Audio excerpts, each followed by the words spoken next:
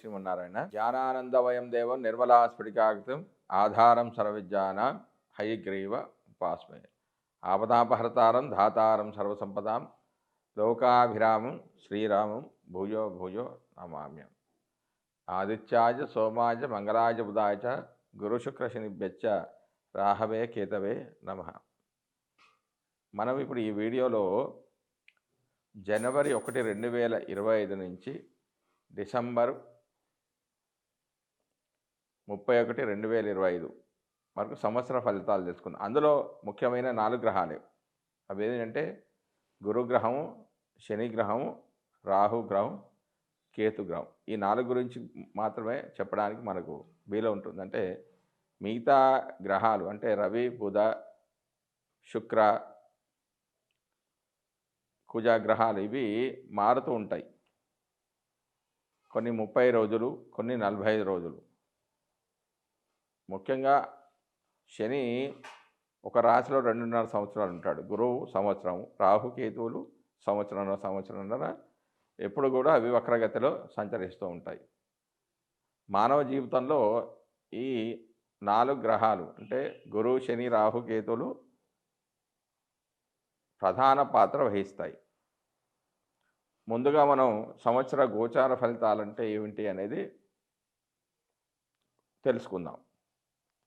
ప్రతి సంవత్సరము ఉగాది సందర్భంలో చేసే పంచాంగ శ్రవణంలో భాగంగా సంవత్సర గోచారాన్ని తెలియజేస్తారు. సాధారణంగా కూడా జరుగుతున్న సంవత్సరంలో తమకు సంబంధించిన శుభాశుభాలను తెలుసుకోవడం కూడా సంవత్సర గోచార ఫలితమే. ఈ విధానంలో ముఖ్యంగా ఆ సంవత్సరం శని, గురువు, రాహు, కేతువుల సంచారం ప్రధానంగా గమనిస్తారు. శని సంచరించే రాశి తమకు అనుకూలమా ప్రతికూలమా అని చూసుకోవడం అనేది ఉంటుంది. ఈ క్రమంలో తమ జన్మరాశికి శని 12, 1, 2 రాశిలో సంచరిస్తుంటే దాన్ని ఏలినాటి శని అని, 4వ స్థాన సంచారం అర్ధాష్టమ శని అని, 8వ రాశిలో సంచారాన్ని అర్ధాష్టమ శని అనే పేరుతో తెలుపుతారు. ఈ కాలాల్లో అంటే 12లో ఉంటే విశ్రాంతి లేకపోవడం, 1లో ఉంటే శరీరమైన ఇబ్బందులు, 2లో ఉంటే ఆర్థిక ఇబ్బందులు, కుటుంబ కలహాలు, 4వ స్థానంలో ఉంటే సౌఖ్యం లేకపోవడం, 8వ స్థానంలో ఉంటే ఆకస్మిక నష్టాలు, అనారోగ్యాలు తెలియజేయబడతాయి. శని యొక్క దృష్టిని కూడా పరిశీలించడం సాంప్రదాయం. శని తానున్న రాశి నుంచి 3, 7, 10 స్థానాలు చూస్తూ ఉంటాడు. ఆ రాశిలో తమ జన్మరాశి ఉన్నప్పటికీ జాగ్రత్తలు తీసుకోవడం అవసరంగా సూచిస్తారు. అంటే ఈ 3, 7, 10 స్థానాల దృష్టి ఏ రాశిపై అయితే పడుతుందో ఆ స్థానాలు కొంచెం జాగ్రత్తగా ఉండాలని శని సూచిస్తాడు. అంతేకాకుండా శని సంచరిస్తున్న రాశి తన దృష్టి ఉన్నటువంటి రాశులను తమ జన్మరాశి నుంచి ఏ భావాలు అవుతాయో ఆ భావాల విషయంలో జాగ్రత్తలు తీసుకోవడం కూడా గోచారంలో భాగమే. శని ఒక్కొక్క రాశిలోనూ 2.5 సంవత్సరాల సంచారం వల్ల ఈ గ్రహ ఫలితాలను అధికంగా గమనించడం సాంప్రదాయంలో ఉంది. సంవత్సర గోచార ఫలితాల అధ్యయనంలో శని ఫలితం చాలా కీలకమైనదని చెప్పవచ్చు.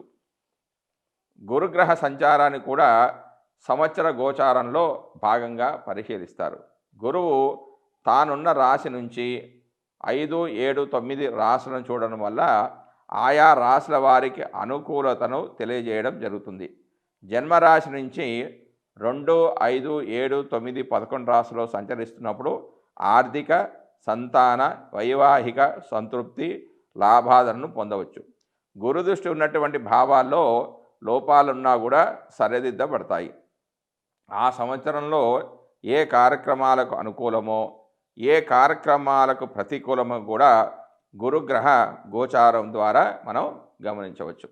నూతన సంకల్పాలు నెరవేరడానికి, వివాహ, సంతానాది అంశాల్లో పరిపూర్ణత కోసం గురుగ్రహ గోచారం అనుకూలంగా ఉండే విధంగా చూస్తుండడం అనేది సాంప్రదాయం. రాహుకేతువులు తామున్న రాశులకు అనుసరించే భావాలకు సంబంధించిన అశుభ ఫలితాలను ఇస్తుంటాడు.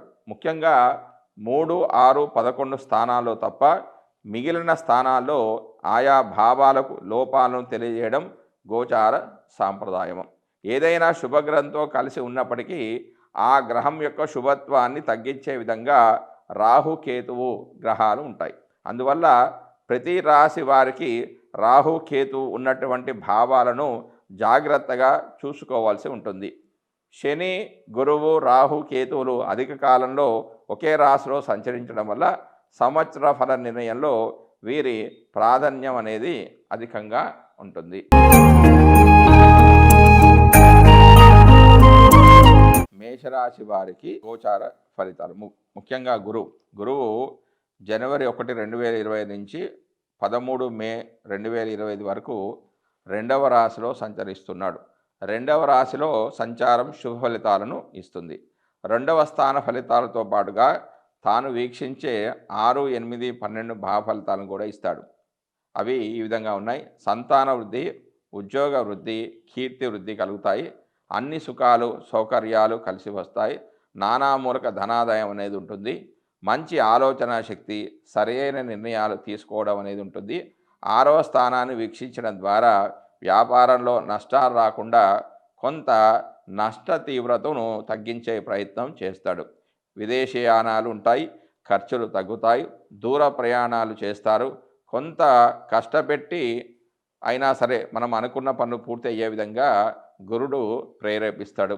2వ స్థానానికి 12వ స్థానమైన 12వ స్థానం వేదస్థానమైంది కాబట్టి ఇందులో రాహు భగవానుడు స్థితి చెంది ఉండడం చేత పూర్తిగా శుభ ఫలితాలు అనేవి రావు. కేవలం 50% శుభ ఫలితాలు మాత్రమే జాతకుడు పొందుతాడు. తర్వాత 14 మే 2025 నుంచి 17 అక్టోబర్ 2025 వరకు 3వ స్థానంలో సంచరిస్తున్నాడు.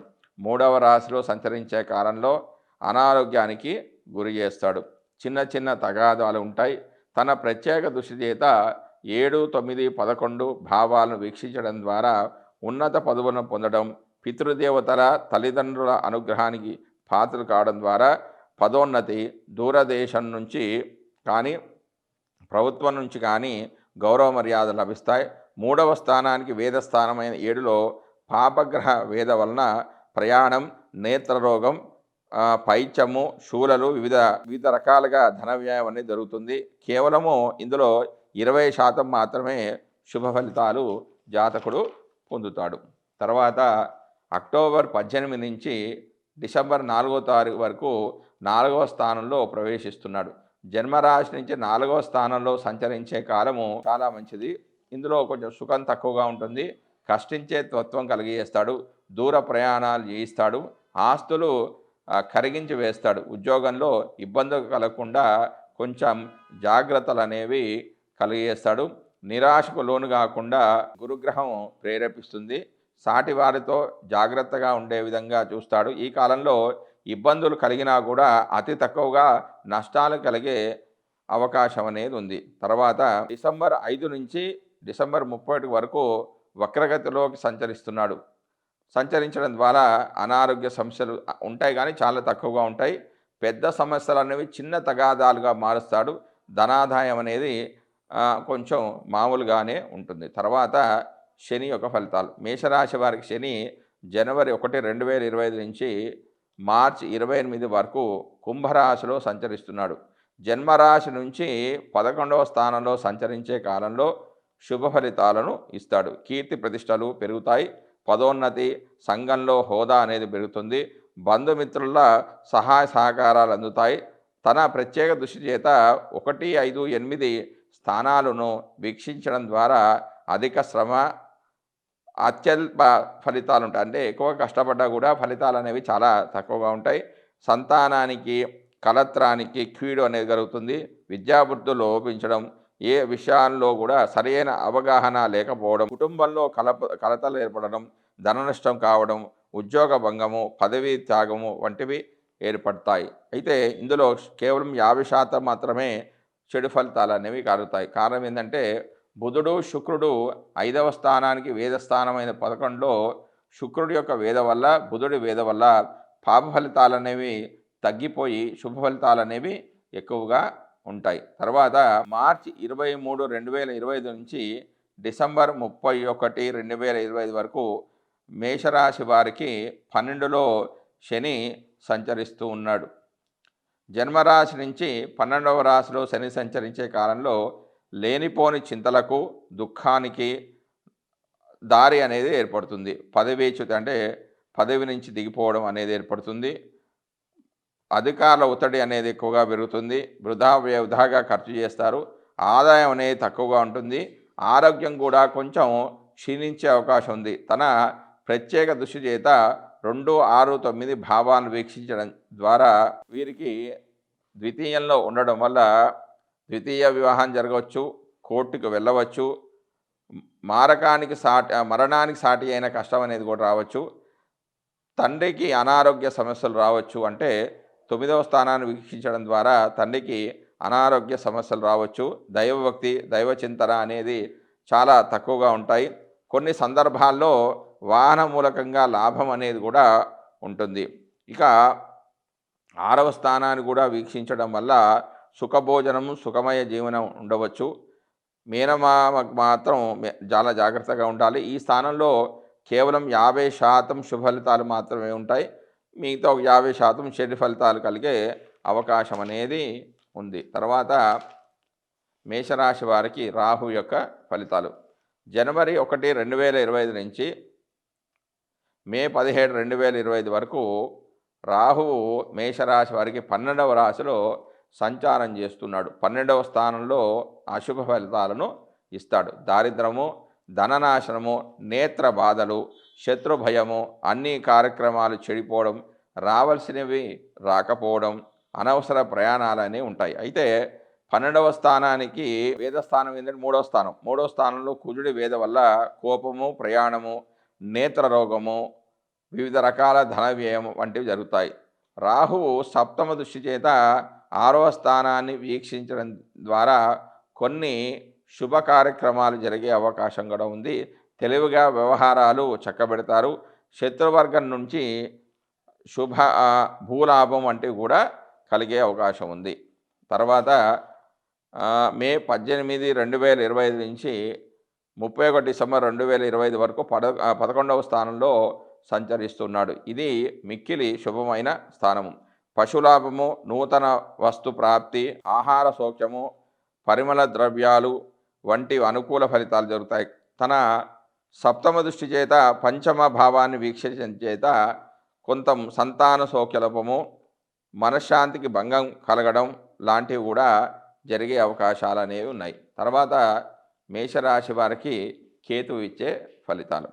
కేతువు జనవరి 1, 2025 నుంచి మే 17, 2025 వరకు 6వ రాశిలో సంచరిస్తున్నాడు.